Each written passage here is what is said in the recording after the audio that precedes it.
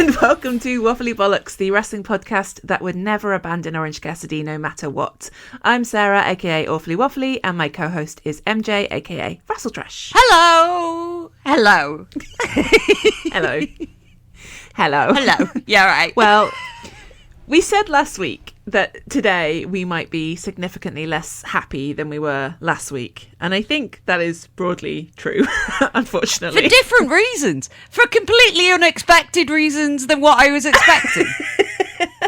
We got swerved, kind of. Well, yeah, literally got swerved. In terms of things that have happened this week, before we get into the show, AEW did a whole House Rules show in Australia, and we can't watch it apart from on like somebody's phone footage on YouTube. But rude. But we can't watch it proper, and that is rude because they booked things that I would really like to see. Mm-hmm. Robbie Eagles was there. Yes, and he was also on Ring of Honor last night as well. Oh, I haven't caught up. Okay, well at least I get to see him. That's good. So yeah, they've got to put it up somewhere, surely. Surely. Why would they have... I'm very sad if they don't. Doing a tango and we can't see it. That seems really, really mean.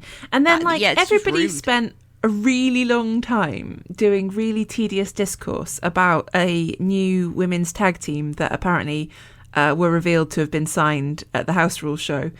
But they haven't shown up yet. So that seems like that was a waste of everyone's time because yeah, it was stupid. I just, they're fine. They're like literally like, they're relatively inoffensive. They're very entertaining. You need people of all different stripes in a division. Like, some people work great people, like some people are more entertaining and more funny on the mic, and I would definitely put the Inspiration in that category. But I don't think there's not a place for them. We've got a whole fucking division to pad out now. We've got a whole women's tag division and we need to put them on TV. And, we need to put them on TV. That's the bigger issue, is the women getting more time.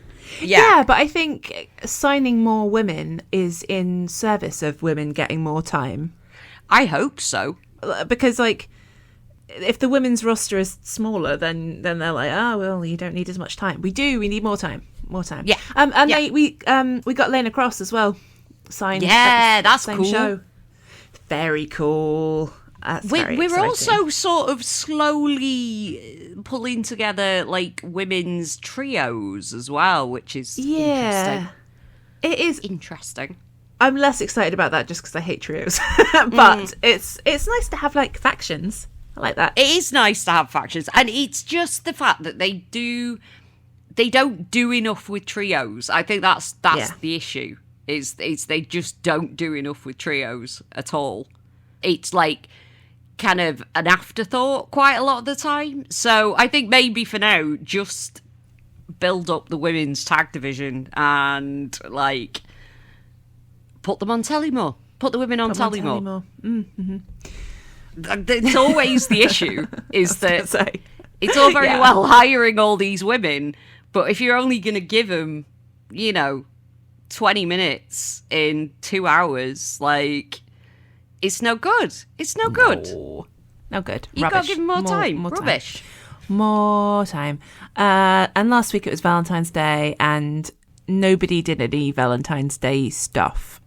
Boo. Because last year we had Orange Cassidy. Was that a Texas death match? It was certainly a death match that he did with Matt Taven. It was some kind of plunder match, wasn't it? I can't remember if it was a death match, but it was certainly some kind of plunder match for sure. It might have been. Anyway, but and he had a nice heart-shaped box of thumbtacks, and like that's what we want to be seeing. I wish we could just do more themes, but no, we went to Australia instead. So, as we have referenced Orange Cassidy in the intro, straight into Orange Cassidy, and our big concern last week was, would they do something really, truly awful and evil and shave Orange Cassidy's head? And the answer was no. They no. Orange Cassidy's hair is safe. I did predict this. You did, but I'm too good at predicting things. I don't like it. The wrestling. I don't trust the wrestling. I don't trust them. They do naughty things. So, yes. So, we had the mixed tornado tag match between Orange and Tony and Marina. God, I've caught that disease of saying Fina Shirakawa. Yeah. Marina Shafir and Wheeler Yuta. And Wheeler Yuta had like braided the bit of hair that he cut off Mina into his own hair, and that was really creepy. A horrible boy. What a horrible boy. Serial killer. He didn't like that. He's a horrible Would have been boy. worse if he had it like that the creepy guy in Charlie's Angels, and he was like rubbing it on his face and stuff. Oh, no, we don't like that. He could have been worse, I suppose, but it was still pretty creepy. He was being a naughty boy. He, quite early on in this match, put Tony through a table off the ramp, and they did a whole thing of Luther and the medical team, everybody running up there to check on her. And, like, come on. She's a wrestler. She's a professional wrestler. They still can't quite resist making out that it's like bad for a male wrestler to do a move on a woman, and it's like, no, they're a professional wrestler, it's fine. Yeah. It's like when they did it to Willow after Mox dropped her with a paradigm shift, and it was like, oh, her neck, and like sending the stretchers out and stuff. It's like, let's not pretend that Willow has never taken a DDT before. Come on. Like, right? Grow up. Ridiculous. Just, oh, well, obviously the men hit so much hard. Fuck off. Yeah.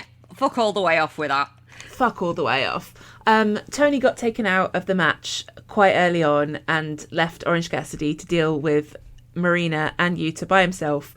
So that makes the second time in a week that he has been left alone to fight a handicap match. What's going on with that? What are we doing? I don't know. I'm like, is it foreshadowing? Is Is OC going to be abandoned by everybody? Who knows? I hope not. That would be sad. Yeah. Well, he needs his friends back. Anyway, not going to linger on that, so... We're not going to linger on that, but we will. In our minds every week. Forever and ever. There was a bit in this match where Orange Cassidy was going to cover Marina, and they made out on commentary and indeed on the AEW recap that Yuta hesitated. Was he going to let Orange Cassidy get the pin? I didn't really think it was as big a deal as they were making out. Like, I barely would have noticed it. No, but then I'm also thinking that kind of they get production notes on the mic on the headset. So there must have been something. Yeah, maybe they were being told maybe they to make needed to something play of it that. up a bit more. Yeah, maybe you didn't, because I mean, yeah, like if he had have let Marina take the pin, his hair would have been saved. But who knows? We do know that Yuta really, really, really didn't want to lose this match because no, he didn't. After we got to the end, Toni Storm making her triumphant return and getting her revenge, which was quite nice. Like, that is nice match structuring. Yuta tried to run away, so he couldn't get his head shaved. He did. He tried to run away like a big baby, and then Dad appeared. Daddy Mox appeared and was like, no, you will not show me up. Get in that fucking ring. It was seriously, yeah, Dad, like, you got yourself into this mess, so you will face the consequences. I kind of love that. I do. It's like the dad, like, the dad catches you smoking and shit, sits you down in front of, like, 100 pack of, like, ciggies. Yeah, it's like you now smoke a whole lot. Yeah. Yeah. That's what this was. It was the same energy as that. Yeah. Oh, dear. I wonder if Mox still thinks he's naturally beautiful like a baby deer. I'm sure he does. He's proud of his son. Apart from when he was being a baby about getting his hair cut. Yeah, like, that's the bit that's shameful. It's like trying to wiggle out of your responsibilities. No. Mox was just there pinching the bridge of his nose like, my son, the shame. They made such a production of it. It was delightful. They brought Mina in so she could chop off some of his hair in revenge, and that was really fun. I like that. It was good. And it was Tony later on going, "How does that feel, you bald bastard?" And then she's rolling around in all the offcuts of hair, which is just a bit no, I don't like unpleasant. That. Don't like that. No, I don't think I like that. No, because it's horrible when you go to the hairdresser and you get your hair cut and it's like you've just got bits of hair stuck all over you, and it's like, oh, because they haven't put the little pinny on right, and it just falls down your neck hole. I just have a bleach line. I have like a designated hairdresser t-shirt now because I've got bleach on the neck of a shirt, and it's like every time just bleach circle gets a bit bigger. I really want to fight Excalibur because he is being really annoying about Tony and Mina, and I don't know what his issue is. Why does it need the kind of the quotation marks? We've said this many a time. Like, why does it need the quotation marks around lover or wife? It's like, are we keeping kayfabe here or what? Like, she has stated what she is, like, to her. Yeah. Like, what Mina is to Tony. It's been stated. You should just take that as a fact. If you're really annoying. In character doing commentary on the characters, then you know you should just take it as face value rather than go, oh, lover or wife or whatever it is kind of thing. It's like, she told you what it is. Like, why are you dancing around what is your fucking problem? Yeah, because he was Tony Storm's lover in Tony Storm's own words. No, Tony Storm says she's her wife. Like, yeah, fucking say it, you annoyance. I don't understand what the dancing around is about that. I don't get it. I don't know why he's got such an issue. It's really annoying. I just find it odd. It is odd. Like, it is annoying, but also it's just odd. Like, it's like, because he doesn't seem to have a problem with anything like that normally. I don't know why it's like when it's Mina and Tony, it makes it weird for some reason, and I don't know why. Strange. Strange. Don't understand strange. It. Don't like it. Don't want it. Do it properly. We didn't get to see Yuta fully bald, which is disappointing. They didn't shave his whole head. Obviously, he had so much hair to begin with. They just sort of it would have been there for like half an hour. Stripes. They did. They did a proper job.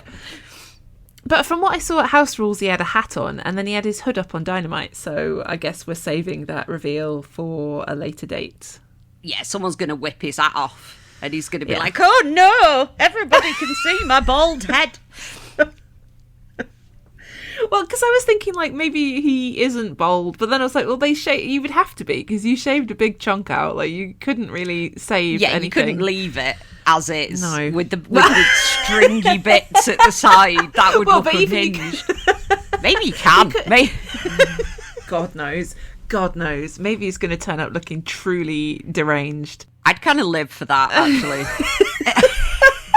I hope he's left it. Dear. Oh, Yuta. Oh, bless him. I think that would be funnier than the bald reveal, is like taking his hood or hat off, and all of a sudden he's still got like the stringy bits around the sides. It's like a little monk. Oh no, I don't think I'd enjoy that. It probably won't be. He'll just be bald. Yeah. Oh, poor little guy. And then it'll probably grow back really fast because he's a child, and it'll be fine. Yeah. He'll have a decent haircut in time for his wedding, I think, probably. I'm sure. Yeah. Surely. Then Orange Cassidy had another tag match on Dynamite, and when he was asked by Renee what was going to happen now that Roddy had abandoned him, he just said, well, the good thing about the Conglomeration is there's lots of us, and he brought out Ishii. So, yeah, fuck you, Roddy, we don't need you. Go away. Yeah, go away then. Go away then, Wadwick. Horrible boy. Like him. How dare he? I defended you, Waddy. And now you're like, this is how you repay me. Yeah. The worst. No, and you betray Orange Cassidy. It's so rude. horrible boy. It's rude. Very rude. So, yeah, I don't know whether we will see Roddy getting up to some other shenanigans soon or what will happen. We did get another Derby cameo, didn't we? With yes. The Conglomeration fighting Gabe Kidd and Clark Connors, but oh, fucking hell. It's like, they're like, oh, you said you didn't care about this Derby Gabe Kidd thing. What if we put Orange Cassidy in the middle? No, it's not going to work for me, I don't think. No, not even Orange Cassidy, I'm afraid. Because it's like, I don't really know where this is going, but also I'm not particularly caring about where it's going. It's like, we're just going to have Gabe versus Darby again, I guess. Like, sure, fine, do that. Keeps Darby out the title pictures. Yeah. I could have just had OC team with Darby. I don't know what that would have made more sense. The whole really, thing is at it? All. Although I do love it when Uncle Ishii comes to visit. Yeah. So that's always nice. I can never be mad when they bring in Ishii to do some stuff. It's always fun. I like it. He just like pops over for a holiday. He really does. Who else is now in the Conglomeration who's still actually here? Because Kyle's obviously out. Kyle's out. Hologram's injured. Willow. Yeah. And I think probably, like, surely Chris and Harley are now Conglomerators via Willow, you would think. Or at least Conglomeration adjacent civilian warriors. Yeah. Same as Mina and Tony as well. They are Conglomeration adjacent at the very least. Yeah. So there's lots of women in the Conglomeration, but they are losing men at a rapid pace. It'll just be Orange Cassidy and a load of women. I mean, that'd be fine. I'm sure they'll work something out.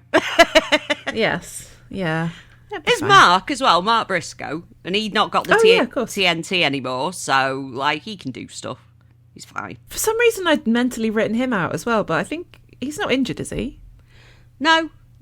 Okay. They just had him have his quote-unquote final match with Kyle on Saturday. Yeah, that match was crazy times. It was. They really went for it, and I guess they had to because we're all whinging that we didn't want to see another rematch, but Kyle came out with, like, sparkly things all over his face. Sparkly face like, and a flowery headdress thing. He was looking very, very kind of resplendent in his big flower crown. He's the weirdest little guy. I really enjoy Carl Fletcher. Oh, he's launched a vlog. Did you see his first vlog? A lot of exercise bits. Bless him. It was very exercise heavy. I imagine his life is very exercise heavy. I imagine it is. Yeah, if you're gonna look like that, I think it takes up a lot of time in the gym. I imagine. I wouldn't know about such things. No. He was very likeable in it. I thought he came across really well. And considering he was saying the reason he hadn't done it was because he was insecure that nobody would be interested in him, I was just like, oh, you're a sweet boy. But yeah, show us your plans for your weird costumes. We would love to get some insight into that. Yeah, we would like more fashion, more sort of fashion inspiration and things. I would like to see. Can we get like a wardrobe tour? Yeah. I just want to see a cupboard full of completely unhinged accessories. He's got several flowery headdresses.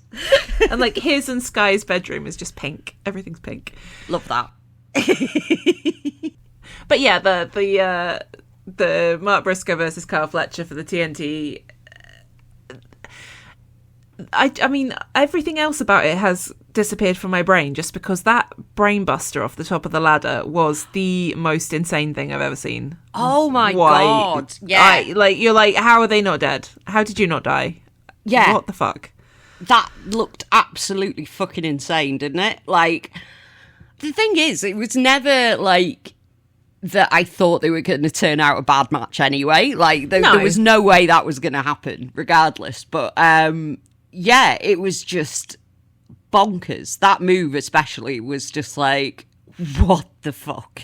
It's like, can you stop trying to kill each other now, lads, please? Genuinely, so scary. But thing is, though, Kyle does scary looking moves, but he also does them very safely.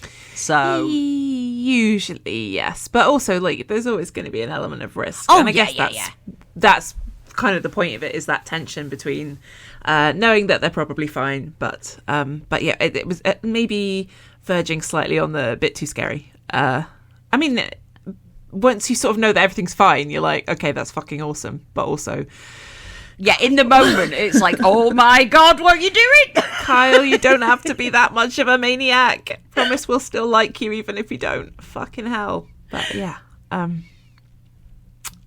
Yeah, he did bonkers. that. He did that, and it was, just a really, really good match. Like, I assumed that Kyle was winning because I didn't expect him to lose in his hometown. Yeah. Like, especially not against Briscoe, who's already got it, because that just seems like you're just ping-ponging the titles between, like, 3 people for no reason. So I figured he would probably win it. Did you see he's gotten a pink belt now? Yes, but we didn't see that on TV, did we? Wasn't it like... No. Often. No. What's wrong with them? They're like, Australia is our favourite place and they get all the special treats and you guys can't see it. Yeah. I mean, as the thing is, though, I suppose they do only go to Australia once a year. So there's that. And they do come to us, like, at least once. At least once. Well, we get at least one show, yeah. Just grumpy, because, like... But all the things that we get are televised. We don't get special extra treats. No.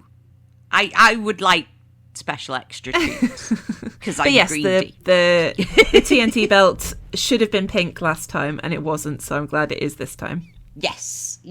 Finally gets his pink belt. I guess the only reason why we didn't get to see it on telly was, A, because he's a heel, and everyone would be like, oh, that's really nice. And also, like... probably stuck for time as well, like, because the Grand Slam was pretty stacked, wasn't it? I think there was a couple of things felt like they were a little bit quick, for the sake of time, because of the amount of stuff they'd booked. Like, well, they made it 2.5 hours, but even so, it was booked almost like a pay-per-view. Yeah they crammed a hell of a lot in 2.5 hours for sure. They did. It also feels like it was a really long time ago, though. Yeah, even though it was like less than a week ago. Since then. Jon Moxley had a match against Takeshita, which was very good, but I was a bit not caring, which is really bad, because you're like, there is a coherent story here. Both of these guys are great. I don't know why I'm not connected with it massively. I did enjoy it, but it was just because it was them two bashing the shit out of each other, and that is always going to be a fun time for me. Yeah, absolutely. I am in some ways I am extremely easily pleased. So if you just get me two big lads smacking the shit out of each other, I'm like, yes. Yeah, there is that. Which we had a bit of that this week as well, which we may get to in a bit. But like Mox had that match against Davis. Yeah, I mean we can put that here if you want. I was like going to just put other Grand Slam stuff, but yeah, Mox has had two matches against big Don Callis boys, and has challenged for another one, I believe. So he's asked for Takeshita at Revolution with no time limit. Ooh, that could be fun. Although I think it's not like it's going to go for like 3 hours. So, you know. Well, who knows? I mean, who knows? Yeah, they're like, there must be a winner. It can't be a draw. So, fair enough. That's fair, because it was a rare draw that we had outside of the Continental Classic. So, yeah, that's fair enough. I think, yeah, give him that match. That'll be fun. But yeah, him and Davis as well. I was like, did Mox hear Hangman going on the speed vlog about getting sat on by Mark Davis, and he quite enjoyed it, actually. He's like, oh, I'll have some of that. Yeah, he's like, you know what, I fancy getting sit on this week. Yeah, let's do that. Ever go. Let me have a go on the Dunkzilla. Yeah, I wonder if there is that where people are like, oh, I want to have a go on the giant swing, or I want to have a go on, whatever the move might be. It's just treating wrestling moves like fairground rides. Yeah. I mean, it sounds unhinged to a normal person to be like, oh, let me get beaten up by this person, but they're wrestlers. That's what they like. That's what they do. They're into that shit. That's Joke's on you. That's why they do this job. Yeah, jokes on you. Yeah. Yeah. I am enjoying the fact that Davis is just showing the fuck out every time he gets a match, though. He's just looking like a total fucking beast. And the people that he's against make him look like a beast as well. And I appreciate the hell out of that. Yeah. I think there's a lot of that in AEW. It's like people make themselves look good, but they also make their opponents look really good as well. So it's like you just get matches that make you want to go, rah! Which is great. Love that. Yeah, I mean, he's had such a rough time of it the last couple of years that it's bad luck. Yeah, have some good luck now. I know, obviously, very recently, then losing Jake Doyle as his tag partner is like, oh god, more bad luck. But it's nice that they're giving him some single stuff and, like you say, making him look like a beast. So yes, I was slightly worried he might kind of get lost in the shuffle a little bit because, like, obviously, like, he got injured and went away, and then Kyle has had this like meteoric rise while Mark's been gone, kind of thing. So I did worry that he was going to get lost in the shuffle a little bit, but I don't think that seems to be the case. Like, he's just coming out having bangers, so... Yeah, well, I did think, like, everybody is trying to woo Kyle now to be Kyle's tag partner, whether it's Takeshita or Okada. And a bit of me was like, Kyle, don't get seduced by these guys. Go back to Aussie Open. Yes. I don't think it's very likely. But it'd be nice to get them, even if it's just like a one-off or something at some point. Yeah, one-off would be good. And we got that unhinged backstage segment where Davis was just vibrating and yelling. Just screaming. Yeah. Screaming incoherently. Yeah. But yeah, it would be nice just to see him back together again, even if it's just, once or twice. That would be fun. Maybe they hate each other now. Oh, no, I don't think. I hope not. No. Okay. Tag teams must love each other forever. That's the rule. Yeah, that's what you sign up for. Yeah. Yeah. It's basically marriage. but with no option for divorce, and you cannot ever fall out of love. Yeah. No. It's not allowed. It's more binding than marriage. Yes. Bonded by blood. Oh, God. Yeah. So, I don't know where to go on this schedule now. So, Babes of Wrath beat Megabad at Grand Slam. So, yeah, Harley got the victory because it was Australia, so that was nice. Yeah, that feels appropriate, doesn't it? I think, yeah. It was a fun match. I didn't think that Babes were losing at any point. No. So, yeah, it's good. It's good. I do like it, though, because this is the thing with WWE, for some reason, like, I don't know how it is now, but certainly when Satan was in charge, they had this thing where it was like, if someone had a match in their hometown, they would lose it. And they would lose it in quite humiliating ways as well. So that's really weird. Why? It's so odd. Because I don't know. It's like everyone's dead excited to see this person, and you're gonna make them lose and look like a dickhead. For why? That's really strange. Because like the audience doesn't want that, and the performer doesn't. What a fucking weirdo that guy is. He's just a very odd man who seemed to live for pissing the fans of his company off. Like, okay, seems a bit weird to treat paying customers like that, but okay.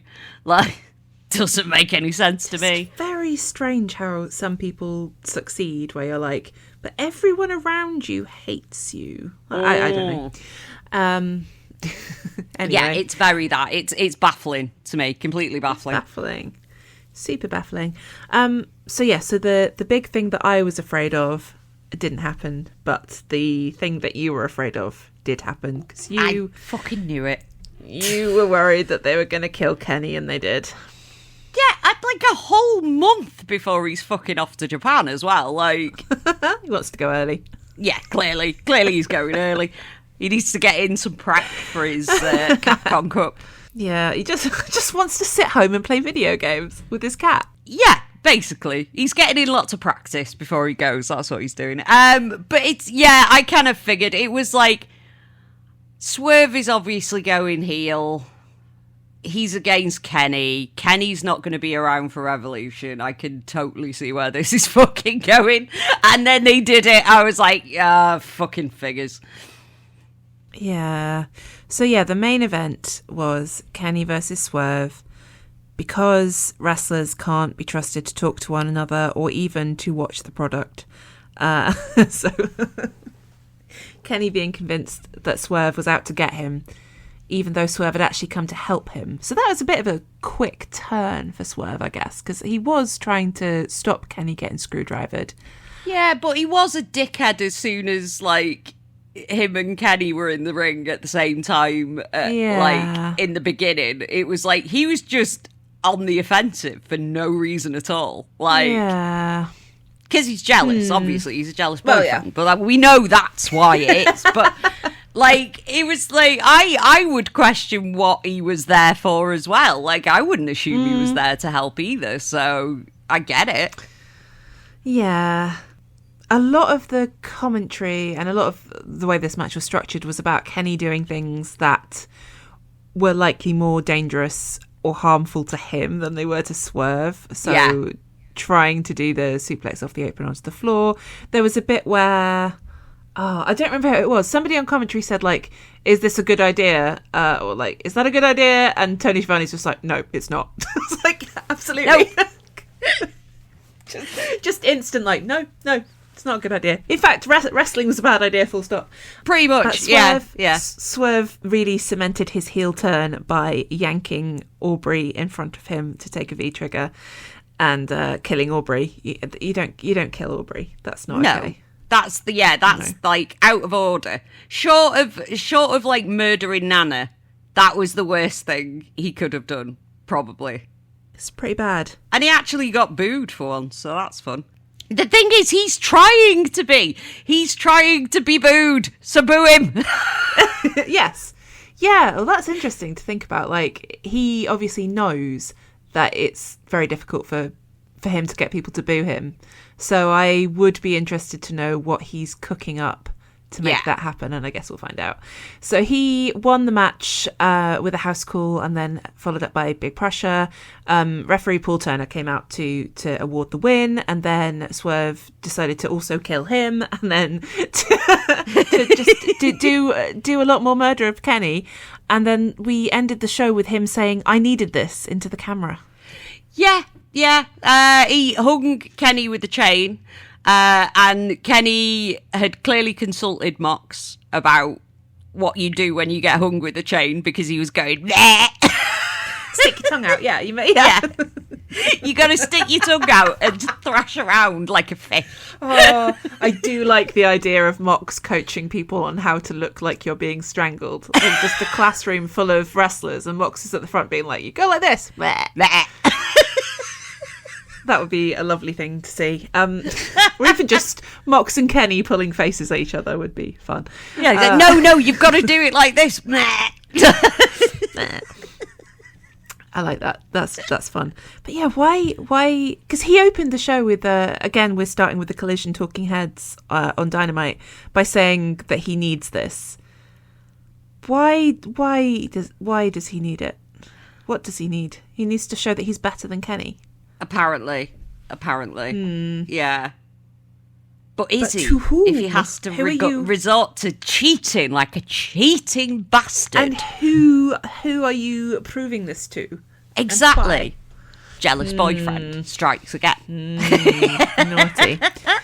There was also a bit that I really didn't like, where Brian, again, being back on commentary, and there was some implication that, like, oh, maybe Swerve will come and attack you now, because after all, you took his title off him. And people on Blue Sky are being like, oh, we should get a rematch for that. And I don't think we should. I don't think we need it, do we? I don't think we're gonna. I don't think we need it. And I don't think... I mean, if we do get Bryan Danielson back in the ring, which I'm sure we will at some point, is he going to lose, though? Or is he just going to show up, win a match and fuck off again? You think he'll lose? I think if they do it, and it's a case of, like, it's not for a belt anyway, I think Swerve will beat him, for sure. Well, maybe he'll do something awful so that he will have to take more time off again and not, like... You know what I mean? Like, because he's obviously on, like, a part-time kind of situation now. Like Nigel, where it's like, he'll just have a match for funsies every now and again, which is fine, which is absolutely fine. But, yeah, I could see that as a way of, like, having Danielson back for a match, Swerve gets his win back, but then does something so that there's a reason for him not to be wrestling all the time. Do you know what I mean? Yeah, Bryan Danielson is the new Chuck Taylor of, like, just roll him out and kill him to prove that you're a heel. Yeah. But at least it's not Chuck. The worst thing you can do is murder Bryan. Well, at this point, I would accept seeing him get brought out just to get murdered, just so we could see him. But, having someone around who's just like, this is the person that you murder to show that you're a bad guy is quite funny as a concept. We need like a little collection of guys that, like, you want to prove how evil you are, you must murder this man. I think Kenny's one of them, to be honest. Like, yeah, I think Kenny at this point may well be one of them. Why do we have to do it? Why do we have to do it every time he goes away? We know he's going to play Street Fighter. Just let him go.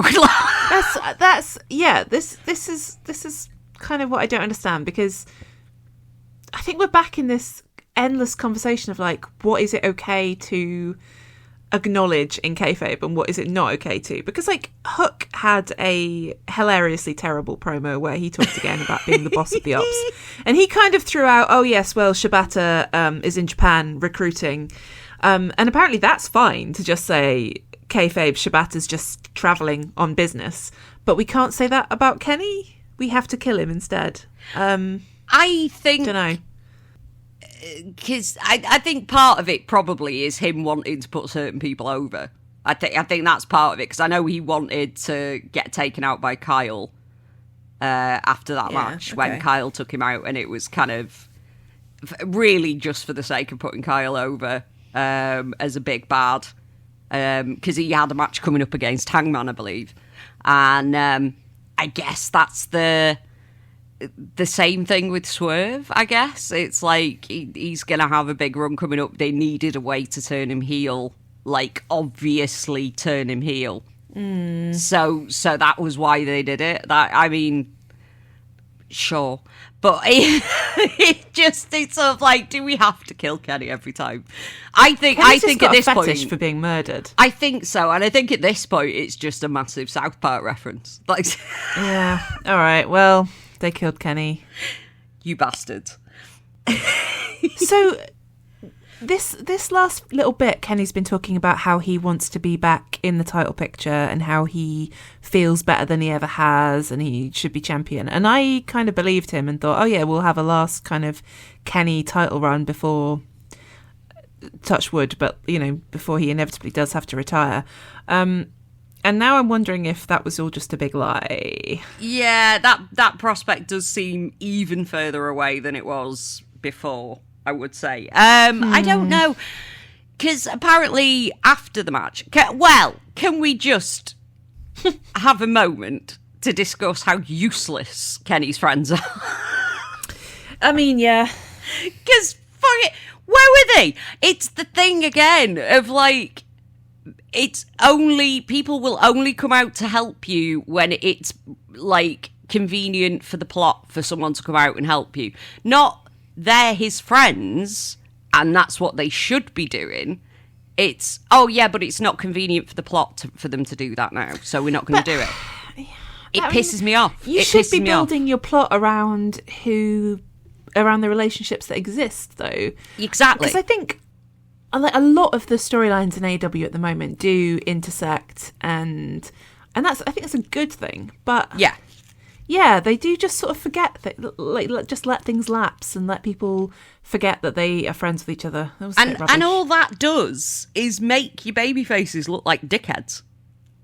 You know. I mean, I guess maybe they just know that Kenny has a fetish for getting murdered and just thought he was enjoying himself. Maybe. But you know what I mean? It made the Bucks look like dickheads. It made Hangman look like a dickhead. Like, oh, okay, so you're going on about how good a friend you are to this man, but can't even be arsed to come and rescue him when he's getting strangled with a chain? What? The Hangman thing is weird because they even had Kenny, like, invoke him when he was talking to Swerve about how he has a friend who likes to burn down houses, and it's like, well, where is he then? Because we don't see him interacting with you. No. And now we've got the, it's because he likes Swerve better. Okay, fine. Yeah. Fine. Well, maybe they want to save the reveal of whose side he's on, to dangle the possibility that Hangman's turning heel again. And not resolve that until a later date. Maybe. So they just want to string us along. Yeah, sure. It's the thirst for heel Hangman again, and I don't get it. I don't want it. I still don't want it. I didn't want it then. I don't want it now. So, but it could happen. They'll probably do it to annoy me at this point. But personal insult to you. Yeah. Yeah, the Bucks. I mean, the Bucks were there because we know they were there because they came down to interrupt FTR and to superkick Stoke out of his wheelchair, which was very funny. Again, I don't really care about. Nah. I don't care about FTR. You can't make me care about FTR. I won't care about FTR. No, I mean, like I said last week, it's like it's the most entertaining they've been. I guess, like, that's something. Yeah, but that's such a low bar. It is a really low bar, yeah. I mean, I really, really disliked them at one point, and I dislike them slightly less now, so that's progress, I guess. Yeah, I dislike them less, but I think I still just kind of get bored. I do. Bored when I see them. I'm like, I'm not going to enjoy this. This isn't going to be fun. I think this is the thing. Them being shithouses is entertaining to me. But them in the ring, they're just not for me. It's that kind of very old school, that whole no flips, just fists. And it's like, but what if I like flips? What if I like flips and fists? Yeah. Why can't we have both? What's wrong with both? So that match is going to happen. FTR are going to continue to come out and talk nonsense in the meantime. Yeah, because we still have got an entire month before Revolution. So it's quite a long way off still, yeah. It is. Although, I mean, like, cool that they've built the main chunks of the card already. That's fun. But yeah, I don't know. It's really difficult to pace these things because so often it feels like, this match has just come out of nowhere, whereas this one is like, well, how much do you really need to build when it's the Bucks versus FTR? Like, yeah, I mean, I'm quite enjoying just the FTR coming out to talk and they just get super kicked. That's fun. I like that. Keep doing that for the next 4 weeks. I'd be happy. Baron, the one time they did it, I think it was on Collision. And they just fucking kicked the mic into Dax's face. And it was like, for a minute, I thought he'd really hurt himself, but I don't think he did. I think he got his arm up before it happened, and his arm went into his face. So that's something at least. But yeah, maybe just have the Bucks interrupting him and super kicking him for 4 weeks. That'll do. Yeah. There was some other stuff that happened, but nothing majorly. Basically, I'm just rushing everything because I want to get to what you think about the last thing to talk about today. So the Brawling Birds had a match against Viva Van and Becca in their TV debut, because their actual in-ring debut was on House Rules. Not that we're bitter. That was fine. I didn't like how many Union Jacks they had slathered all over them. No, but I did quite enjoy Winter's God Save the Queen-esque singlet. Like, I thought that was quite cool. I enjoyed that. It was a bit punk. I quite liked it. I think that is the desired implication. I think it's just that we're in 2026 and the Union Jack flag has been weaponized even more than ever in the last sort of year, and it's just like, oh, I don't want to look at it. Yeah, but, it is what it is. There was a TBS title 4-way match that felt really kind of superfluous, and I don't know that this advanced anything, but we had Willow Nightingale versus Mina Shirakawa, Marina Shafir and Megan Bain, and Willow retained, so yeah, did it. fine. It was a good match. It was fun, but it didn't really do a great deal for anything. It was just a fun match, and I suppose it was a way, because Willow's been doing more with the tag belts lately, so it was a way for Willow to get a defence in. And it's a bit of a, like, the sort of TBS picture's a little bit sort of all over the place at the minute as well. Because it's just not being defended that much. The women's division is all over the place at the moment. Yeah. It's just not being given enough thought. But then maybe we're just in a weird place all round. I did also see that, according to Meltzer, that there'd been a lot of stuff that was kind of booked on the fly this week because there were a lot of injuries and other problems that meant that people couldn't be there. Yeah, apparently everyone caught a stomach bug in Australia, and there was a bunch of people poorly, so they had to they did have to book quite a bit on the fly. The Mortos match as well, Kevin Knight Mortos. Yeah, I thought that might have been a bit of a they just kind of threw that one in there for shits and giggles. It was a really fun match as well. Really enjoyed that. Yeah, I mean, I'm not going to complain about seeing those two, but yeah, it was a bit like, wait, what? Why is this happening? Yeah, it was a bit. I think they were having to scramble a little bit. It was like whoever is well enough to be on the show.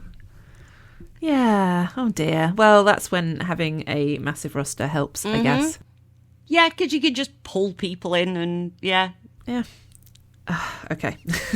Right. Brace yourself. Gather your energy. I don't want it. Take it away. I don't want it. I have been waiting to talk to you about this. So, the men's title scene. So, on Grand Slam, Hangman beat Andrade. I think I genuinely didn't know if he was going to. I thought there was a genuine possibility Andrade was going to take it. Yeah, I did as well. I thought it was kind of like it could go either way. Like I could see the reasons from having Hangman win it, but I also could see plenty of reasons why they'd have Andrade win it as well. The only thing that kind of tipped it in Hangman's favour for me was that it'd be heel versus heel with MJF. Although I don't think people would boo Andrade, to be honest, but because they don't. He's not being massively heelish, is he? So No, he just happens to be in a heel faction, so it's like... I mean, he did kill Kenny that time. He did kill Kenny that one time, that bastard. But who hasn't at this point? Exactly, yeah. Half the fucking rosters kill Kenny at this point. Like, there's a waiting list at this point in the back, I reckon, where it's like, put your name down if you want to kill Kenny. Yeah. Limited time spaces. Aww. Yeah. Hangman, when he came down to the ring, got given an amazing necklace made by a fan, and he fully looked her in the eye and said thank you and put it in his pocket and zipped up his pocket so he wouldn't lose it, and that was very, very sweet. And I think she also met him and had a chat after House Rules, so that's nice. Yeah, we like that. There was a fun bit with a not at all obviously planted attractive woman ringside on the other side of the ring, where Andrade took a selfie with her, and then Hangman popped over to take a selfie with her as well. Yeah, it was funny. The bit where sort of Andrade was taking the photo and then he was chatting her up, and then just a boot came in and just booted Andrade out of the way. And then they were having a little natter, like the lady and Hangman were having a little natter, and they took a selfie, and she went to give him a kiss, and he was like, no, I'm married. Yeah, that was cute. That was cute. Going to rename him to Wife Guy Adam Page. I can't tell if that would make the annoying people of the internet more annoyed or less. But yes, Wife Guy. Oh, bless. Yeah, that was very sweet. Enjoyed that. That was a bit of shenanigans. It was fun. Yeah. And then also on Grand Slam, MJF beat Brody, which again, I was really open to it going either way, and enjoyed the fact that I was like, anything could happen. Yeah. I was being really, really, really, really, really careful to avoid spoilers. So I managed to watch the whole thing unspoiled, which was nice.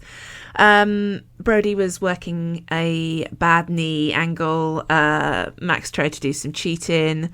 There was a nice bit of interaction with Bandido. Sweet boy. Yeah, because MJF had him in a choke, and Bandido came out and went, "Never give up, Brody, hermano, never give up." Love him. That woke Brody up, and he managed to break out of it, and that was very cute. We like that. Yeah, we love that. Love that. Still lots more fuck ice chants, which, considering they're in Australia, is pretty impressive. Beautiful. Love that. Love that. Fuck ice chants in Australia. We had fuck ice chants this week on Dynamite as well. I think that's probably going to be a thing that follows Brody around now, which is fine. Good. Let him hear how much you hate him. Yeah.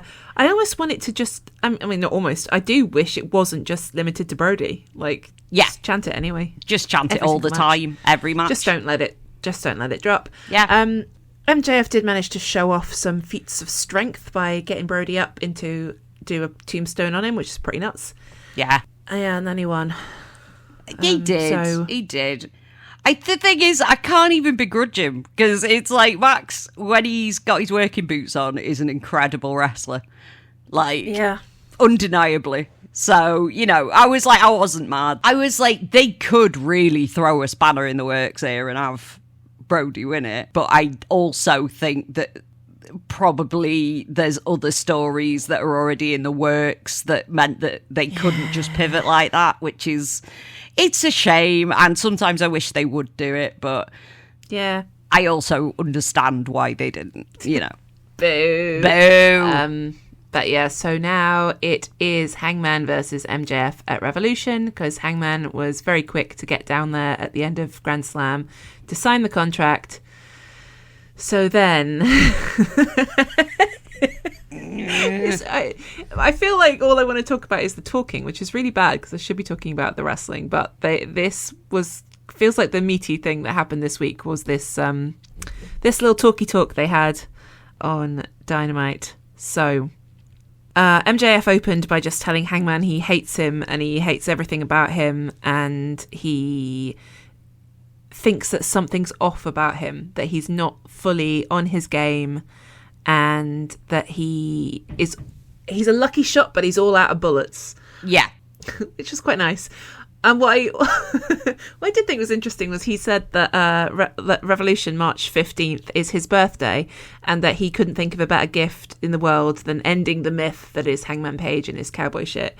And it went through my head like, oh, well, surely Tony Khan wouldn't book him to lose on his birthday. And then yesterday... Yes, we got to witness someone getting royally fucked over on their birthday, and enjoyed that a lot. So, bad shit can happen on your birthday. Fuck that guy. Fuck that guy. So, yeah, terrible things can happen to you on your birthday. Yeah, you never know. Really bad things. Yeah. Really bad things can happen to you on your birthday.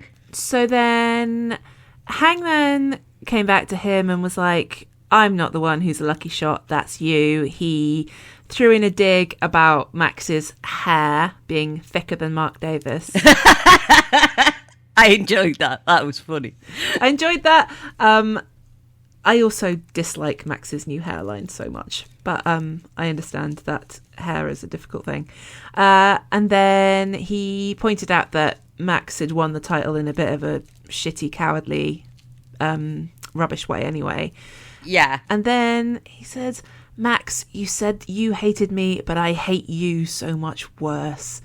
And he said he hates him because he's never met anyone more like him. His desperation for love and acceptance. Yeah. Which is, pretty spot on.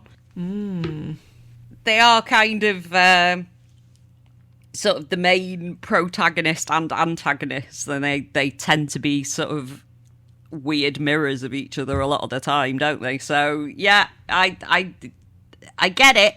This was the most interesting part to me. I was loving it all the way through this promo bit, until it got to the end. Yeah, exactly. All of this part, I really loved this part. I really thought they did a really good job of coming at each other and properly kind of identifying some weaknesses in their characters. There wasn't like any sort of low-hanging fruit shit.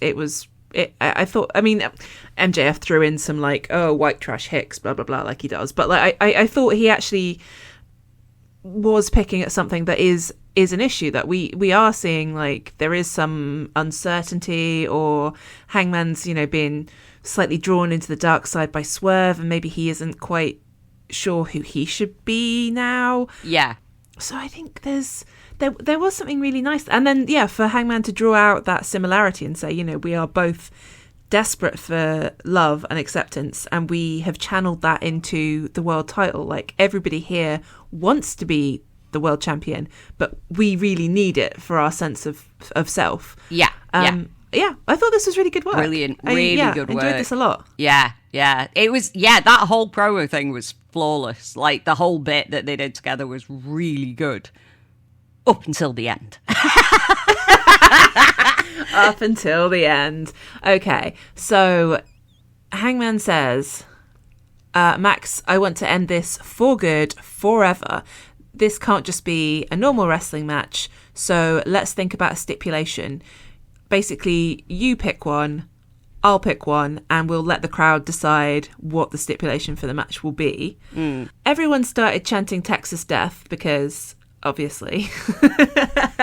Hangman agrees that he thinks it should always be a Texas Death match. And because Max refused, he said, well, let's go to the actual words, because people have been picking this apart. But he says, Max, if you agree, I will give you my word. I will give all of you my word. If I don't win this match, then I will never challenge for the All Elite Wrestling Men's World Championship for as long as I live. Hate it. Hate everything about it. Why are we pulling the Cody card? Why are we pulling the Cody card again? It was shit the last time. Why are we doing it again? Well, I hate it. I don't know. And I don't really like these stipulations where it's like, if I lose, then I will never do this thing again. And I don't really know why they get brought out so much. I don't like it. It's too restrictive on what you can do going forward. Because the only way that Hangman, if he loses, the only way that Hangman can get out of it is if he goes back on his word, which is going to be taken as a heel turn. And, it's like, because what happened with Cody was that he lost that match against Jericho, where he couldn't challenge for the world title ever again. And he went off onto Cody Island, and he had matches that felt completely disconnected from absolutely everything else going on. And then everyone was wanting him to turn heel, and by the end, they were just booing him regardless of whether he was turning heel or whether he wasn't. It was just like, why are we potentially putting Hangman in that position? Like, whose idea was that? Like, I don't like it. It gives me the heebie-jeebies. The heebie-jeebies. I'm glad that heebie-jeebies hasn't died. So I don't know where to even start. And I know, again, like, I just feel like my brain and everyone else's brain is just running wild with the what if and what if this and what if that and does this mean this, and we're never going to know. I guess the thing that I like, my sort of darkest thoughts of like, oh god, could this be what's happening, is like, are they trying to write Hangman out of the world title picture forever so that the perceived annoying Hangman girlies can never again complain that he's not getting the title? Yeah. Like, that would be a really nasty thing to do. Yeah. Does Tony Khan care that much about the internet? Well, he does when it's fucking neckbeards on Twitter, apparently. Yeah. So, it's like... It almost feels like they're booking to satisfy the most annoying people on the internet at the minute with that. Yeah. With that stip in particular. Because if he loses, they will be insufferable about it. If he wins, they will also be insufferable about it. So you can't really win on that front. But it's like... Yeah, it almost, like you say, the darkest little niggling voice in the back of my head is like, is this just so he doesn't have to give in to demand anymore? Just so he doesn't, because he doesn't like booking him. He doesn't like booking him in title runs, so it gets him out of it, doesn't it? But then that could be nonsense. But like, we've seen people get that championship and have worse title runs than Hangman. Oh, yeah. Like, Samoa Joe has had that title twice, and both times, absolute bag of shit. Yeah. But then there will be people who tell you that both of Hangman's runs were shit, and they weren't shit. The matches were incredible. It was just that they were booked badly. No, but, like, my point is this. Who has been booked well as a champion? Like, whose championship reign is supposedly, like, good, or, like... Mox, Kenny. Yeah. Because, like, everyone hated MJF's last run because it went on too long, and there was lots of... but we obviously, we talked that to death while it was happening, the reasons for it. But as a result, like, I think that isn't regarded as a success. Even though actually it just went on a bit too long. That was the thing. Yeah. People kind of like to retroactively go back and go, oh, this was terrible. And it's like, well, it actually wasn't. Watching it at the time, it wasn't. It just went on too long.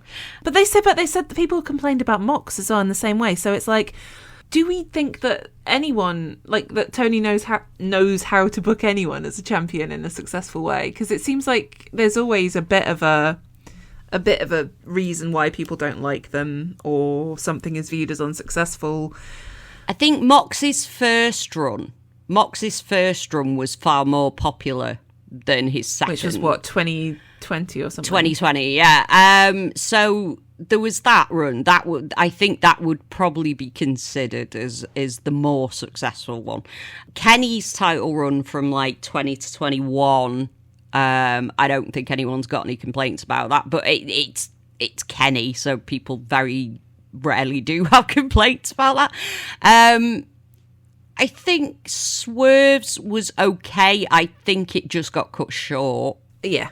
I really feel like I would... For me, I want to complain more about that than I do about Hangman losing his second reign when he did, because I really hated how they ended Swerve's reign. Yeah. So... Yeah. So is it a grudge against Hangman, or is it just a kind of general... Oh, no, I don't think it is. There's always problems. I don't actually think it is a problem with specifically Hangman. I think it's just...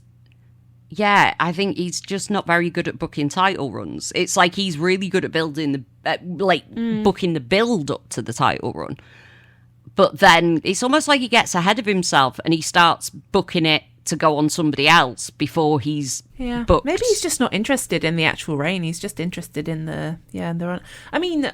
But he can find things to do and things to throw in when it's, like, MJF, I guess. Like... I think you can kind of tell when he's putting the effort in and when he's not. I don't... I think as well that part of it is us writing our own narratives around what's happened, because, like, when Max won this title, we were thinking, oh my God, we're going to have that thing again where he comes out and talks for 20 minutes every week and says really offensive things. And that hasn't happened. No, that's true. That hasn't happened. Max has had significantly less mic time since he's been champion. He has, yeah.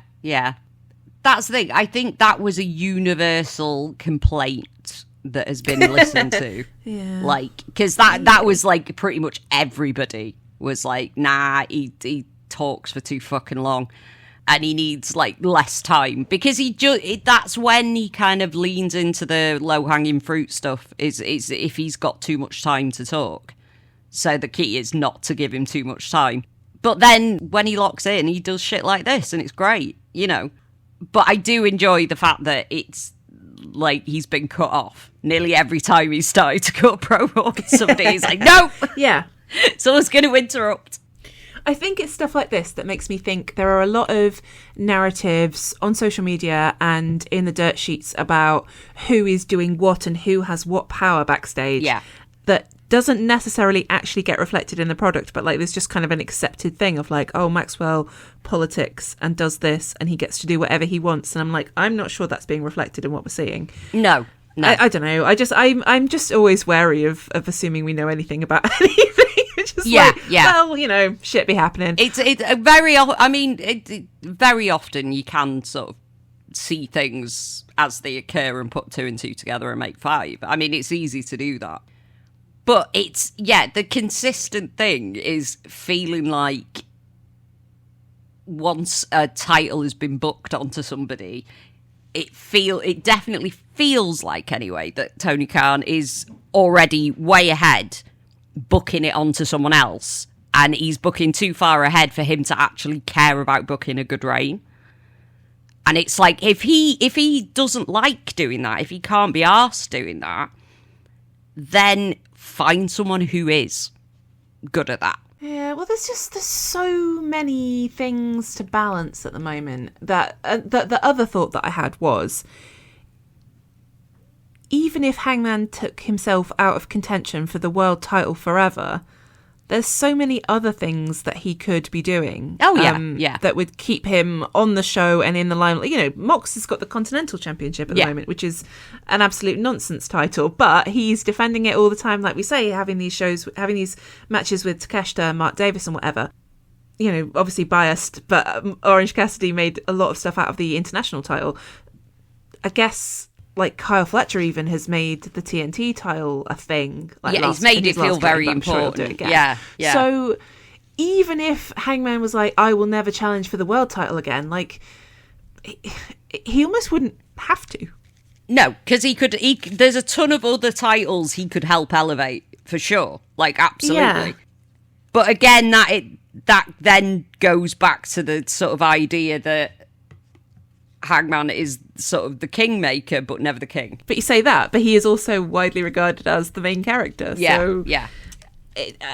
Different narratives spun by different people for different reasons all the time. But I think that's a thing that has been bestowed on him by the fans and not by Tony Khan. That's the thing that I kind of...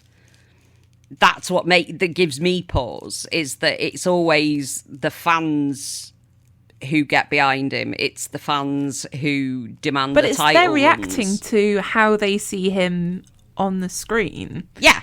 Like, to some extent, that you can't, you know, you can't get behind someone if the show isn't giving you enough of them to get behind them. No. I don't know. It's so complicated. It's such a fucking weird art form, and that's why we end up fascinated by it. Yeah. The whole narrative around, like, I think you just referenced this about, you know, Hangman being the protagonist and MJF being the antagonist of the whole thing.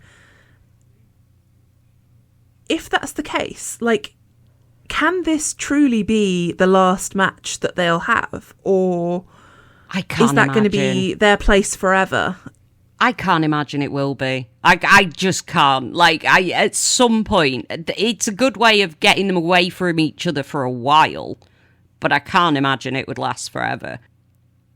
But, I mean, I guess it just depends how the match itself turns out. Because I could see it go either way. Like, I have no idea how it's going to go. But either outcome kind of annoys me, but that it's mostly because of the reaction to it is going to annoy me more than anything. Yeah, sometimes I think we just need to delete the internet, because I think we do end up preemptively getting annoyed with people because we think they're going to say things when something happens that we don't even know if it's going to happen. Yeah, like, yeah. Oh God, I just wanted to. I wish I could take the voices out of my brain. I don't need to think about them. But we don't even know if that will be the stipulation yet, because there is room. Yeah, there's wiggle room, because Max could say no. Because I mean, Max is all about self-preservation, so willingly going into a Texas death, is it worth it?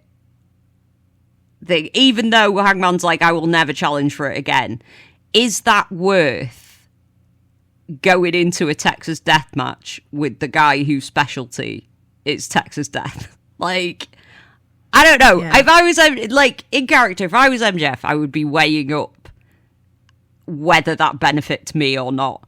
And potentially he could decide, nah, I'm good. And it would be perfectly in character for him to turn it down as well.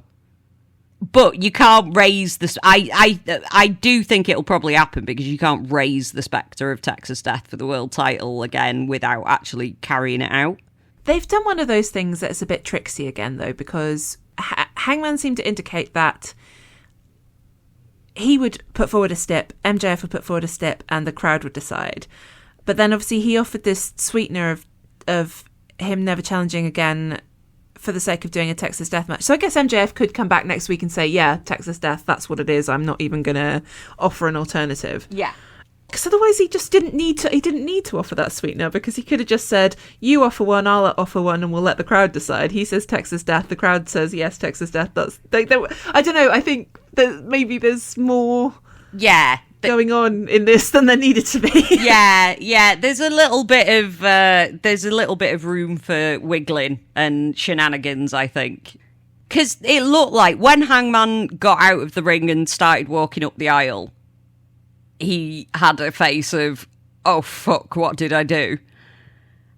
Which makes me wonder, I mean, potentially MJF could turn around and say, okay, no, we'll have this match, and you can never challenge me for the world title again. Yeah.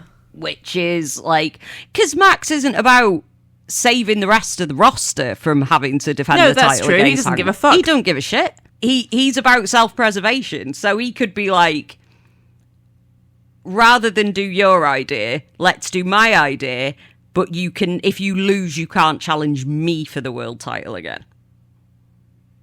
Yeah. Maybe. Think there's I think the whole thing of like, we'll each offer a stip and then we'll decide is a really weird... It's really a weird way to go about it, and it feels like there has to be a reason why they're doing it in a weird way. So I'm not sure. I do think there's a distinct possibility that Swerve will fuck Hangman over. Because if Swerve wins a world title, which is his stated goal of winning the world title, he's not going to want Hangman to be challenging him. He's been there before. He's been down that road before. Like, and the lights out match, Hangman nearly killed him. So, if you can take Hangman off the board completely, that would be very convenient for Swerve. Which is why That's very true. The whole thing of not coming out to make the save for Kenny was weird, because it's like, it's all a bit, I guess maybe we're waiting on some big reveal, but it's like, if, like I say, one of the more likely things that happens is that Swerve fucks Hangman over in this situation. Yeah. So it's not like, I don't know, it's all a bit, I'm not sure I like it. I'm not sure I like where it's going. But we'll see. No, we don't know yet. But I wonder what stipulation MJF could offer that would be more appealing to a crowd than a Texas death. Dog collar? Well, yeah, okay. That was easy. Yeah, maybe dog collar. Dog collar with the stip that Hangman can't challenge him for the world title again. And the other thing that I've seen, I can't remember who said this, but they were talking about how the reason why MJF wants to push for a kind of a straightforward wrestling match with no stipulations is that he tends to win by cheating. So he wants his opponent to be held to the rules because he knows that he won't be anyway. Whereas if you kind of remove the rules in the way that a Texas Death Match or another kind of plunder match does, if there's like no DQs, then it puts them on a equal footing. Yeah. And he doesn't want that. Yeah. Which is interesting to think about. It is.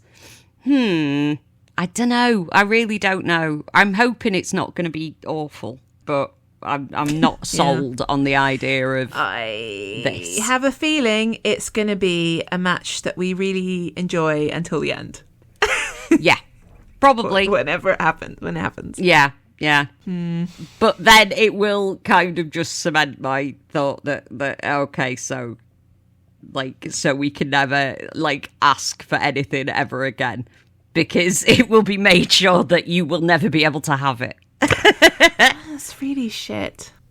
In a weird way, it feels a little bit spiteful. And I don't know if maybe I'm taking that too personally. Maybe I am. But it does feel a little bit like that.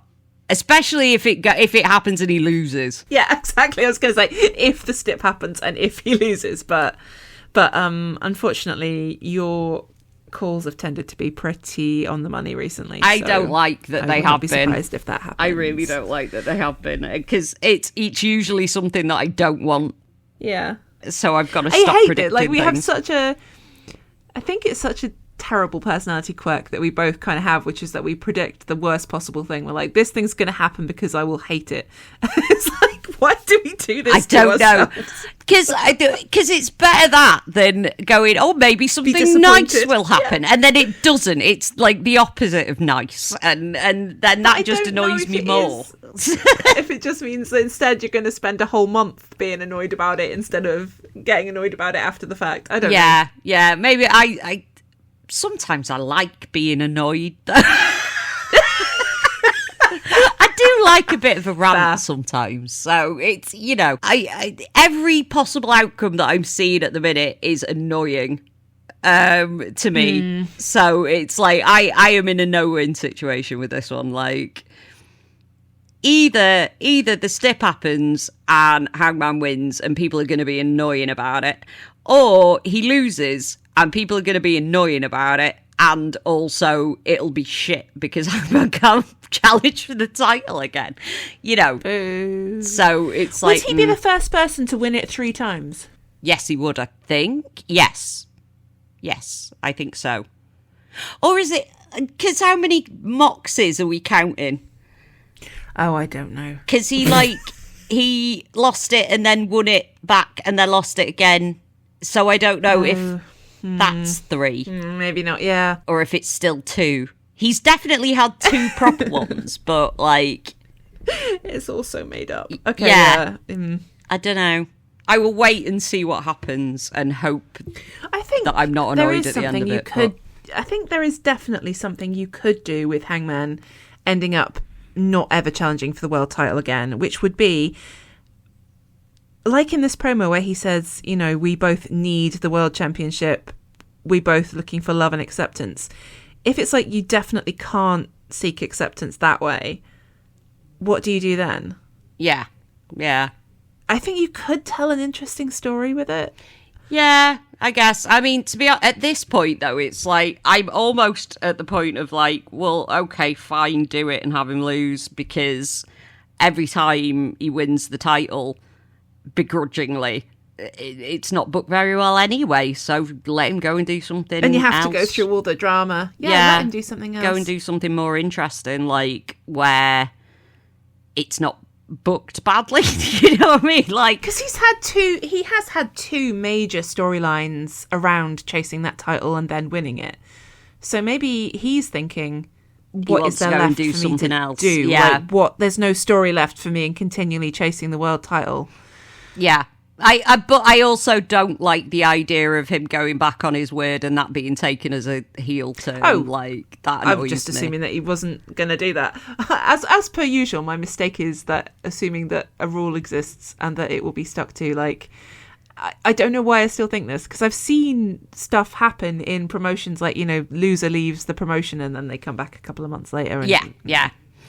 But I think nothing's forever in wrestling. No. But I think it would be seen as an awful thing, and people will be annoying about it if he goes on his word and goes back on his word. Keep that in your back pocket for years. Yeah, you could have him go and do completely other things until he wants to do a big heel turn in 3 years' time. I think perhaps especially because.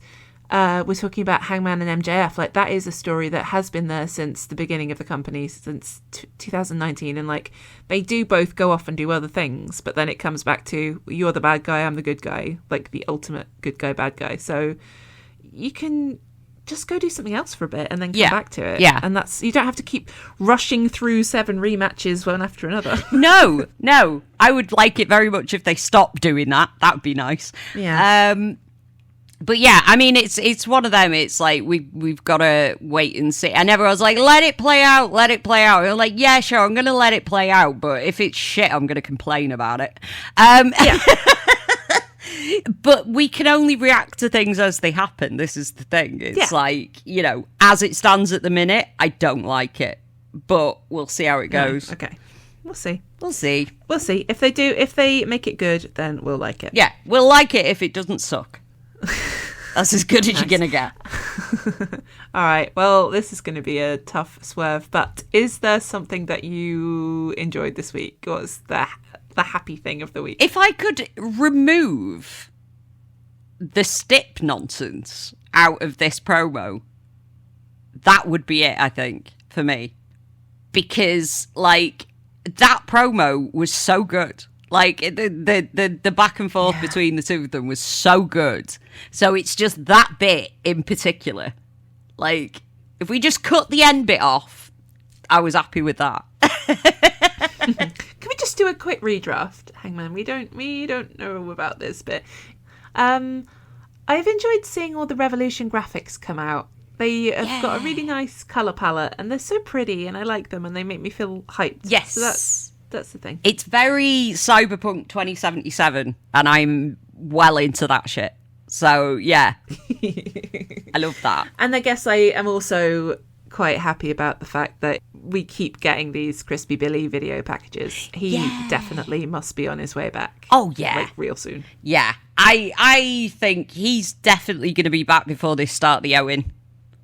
For sure. It seems like, although they can swerve us, but it feels like the end of Revolution, he might be back. Quite possibly. But maybe he'll be back before then. Who fucking knows? We don't know. They clearly want to create anticipation of him coming back. So. The way they're doing this, though, there ain't no way that man in the main event at Wembley. No way. I don't know who he's fighting, but he's going to be fighting somebody. The fact that he finally went and got his fucking surgery that's great. You can have that as a reward. Yes. Your reward is you get your main event. I would very much like it to be him versus heel Swerve for the world title. Maybe it will be. We could be going there. I could see a path for it being Hangman beats MJF and Swerve immediately goes after him for the title and he wins it back at Dynasty, because we do seem to be doing quite quick title runs at the minute. So I'm wondering if that's a way to keep everybody guessing. Maybe Hangman beats MJF, Swerve beats Hangman, and then you've got Swerve on a reign of terror until All In. That'd be fun. That would be fun. I'd be into that. I wouldn't hate that. I wouldn't hate that. That is the ideal outcome for me of all this, because it doesn't give people enough time to whinge too much about Hangman being champ again. And also it adds to their story. It adds to the story between Will and Swerve as well. So that would be the ideal for me. Hopefully that's a prediction I get right. There is another way they could do this to book it, especially to make you happy, which would be Hangman loses because Swerve interferes and turns back into a horror movie villain, Kenny comes out to save him. I know Kenny can't because he's in Japan, but whatever. Kenny, for whatever reason, maybe he does it the week after when he's back from Japan, he comes out to like comfort Hangman and they reignite their tag team. That would be nice. I would like that. Thank you. Thank you. Yes. See, we could fix it, but whether we want to, I don't know. But you know, Hangman's still trios champ, isn't he? He is, yeah, and he's got a match on Saturday against The Demand, and I'm like, ooh, are they going to do like they did with the Hung Bucks and just get it off him immediately? Like, I would be sad if that happens. Just because we don't want people saying Hung Bucks or Horsecock. Yeah. Maybe, who knows? I will be slightly annoyed by that, though, because I enjoy Horsecock. Yeah, I do as well. And also Ricochet still has the national title. He doesn't need another one. No. It's difficult. You've got too many belts, but then we have got so many men, so you'd think we could distribute them a bit more. Yeah, more yeah. If we could distribute them so everybody has like one belt at a time. Everybody gets a belt. Because what happens is when you do that, yeah, it's very fun that somebody's got two belts, but one title always gets neglected when that happens. Yeah, make it the law that you can't challenge for another one if you've got one. I think that's fair. Yeah, I think it's fair. Mercedes Moné probably doesn't think it's fair. No, Kenny Omega and Mercedes Moné are in shambles. We're both like a word. Well, isn't she defending her CMLL title? Has that already happened? Can't have done. I don't think it has yet, has it? Because at some point in time, she's been getting some medical stuff done, I believe. Like she was saying, she'd had like stem cell treatment and things. So, oh shit, okay. So I think maybe she's just having a rest, but she has got some defences coming up soon. Like I think she's defending her Winnipeg title and one in Italy. I'm very sorry, I don't know the names of the titles and the divisions. So RevPro has a big show coming up in March, and here's your conspiracy theory bullshit. They had put out a graphic that just said high stakes, and then they had put out another graphic that had high stakes where one of the S's in stakes was a dollar sign. Ooh. Which is what they did when Mercedes was and it's like, either you've reused that graphic from last year and not thought to change it, or is that a little hint? I don't know. It could be. I don't know. She might never come back, but she also might come back because I think she still has that Scottish belt that she picked up at Red. She does. Yeah. I would like to see Mercedes again, but I don't know whether we ever will. Who can say? I will keep my fingers crossed that you do. Yeah. Okay. Any more? No. I think we've covered everything pretty much. When we got to like 45 minutes and we only had one thing left on the agenda, I was like, God, this is going to be a short one. No. Managed to prattle on for another 45 minutes. It's fine. Yeah, well, yeah. We do love a prattle. Well, we will leave you here. We'll be back with you next Saturday. If you enjoyed this episode, please do all the things that all podcasts ask you to do: rate, review, subscribe, leave comments, etc., etc.